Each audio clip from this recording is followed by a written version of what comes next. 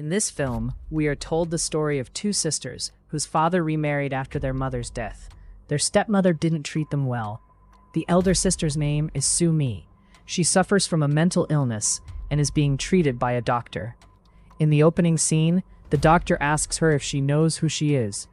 But before we hear her answer, the scene cuts away. Then the story shifts.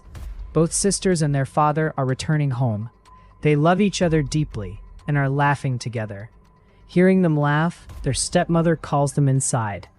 Sumi already knows that her stepmother will complain about them. She hates her deeply. We see that Sumi loves her younger sister very much and takes care of her. She can't tolerate anyone saying anything against her sister.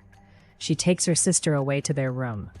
When she enters, she notices everything is perfectly organized. Their stepmother has cleaned and arranged it. Since Sumi dislikes her, she doesn't want her touching their things. She believes the stepmother is doing this just to impress their father. Angry and irritated, she thinks the stepmother is trying to take their father away from them. So she immediately goes to her father's room and starts organizing his clothes before the stepmother can. When the stepmother sees this, she angrily says, "He's not just your father, he's my husband too." Later, we see Sumi's father talking on the phone. He says, "Things are getting worse here.